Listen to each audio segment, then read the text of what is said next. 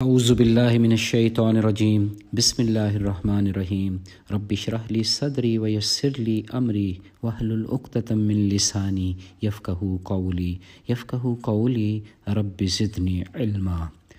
قرآن پاک کا تیسرا رکوع 13 آیات پر مشتمل ہے۔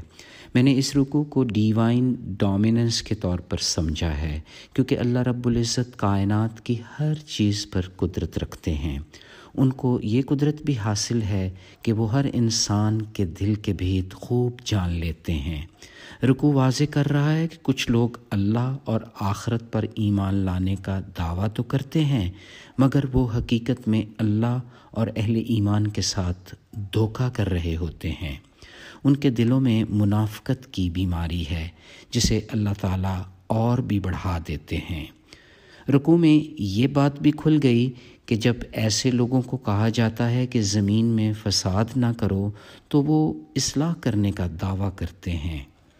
پھر خبردار کیا جا رہا ہے کہ یہی لوگ در حقیقت فساد کرنے والے ہیں، مگر انہیں اس کا شعور نہیں۔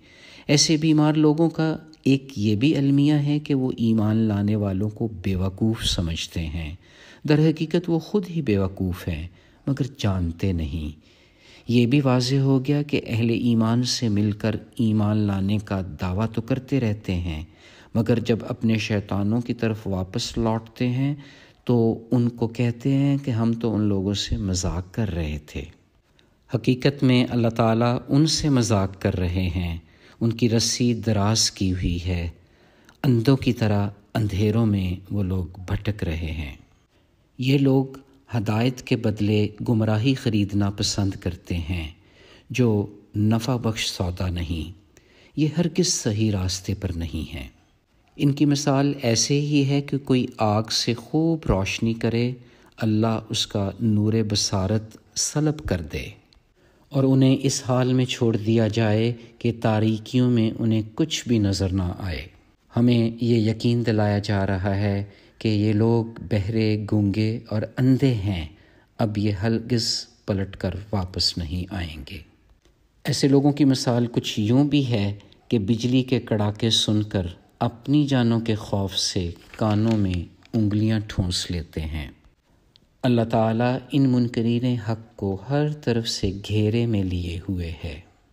کچھ سماعت اور بصارت اللہ نے انہیں عنایت کر رکھی ہے۔ ذات باری تعالیٰ چاہتی تو ان کی سماعت اور بصارت بالکل ہی سلب کر لیتی۔ بے شک وہ ذات ہر چیز پر قادر ہے۔ اے پاک مولا، ہمیں اپنی خاص ربانی قدرت کی بدولت دل کے ایسے منافق مریضوں سے ہمیشہ بچا کر رکھنا۔ آمین یا رب العالمین۔ سبحان ربک رب العزت عما یصفون وسلام علی المرسلین والحمد للہ رب العالمین۔ فی امان اللہ۔ اللہ حافظ۔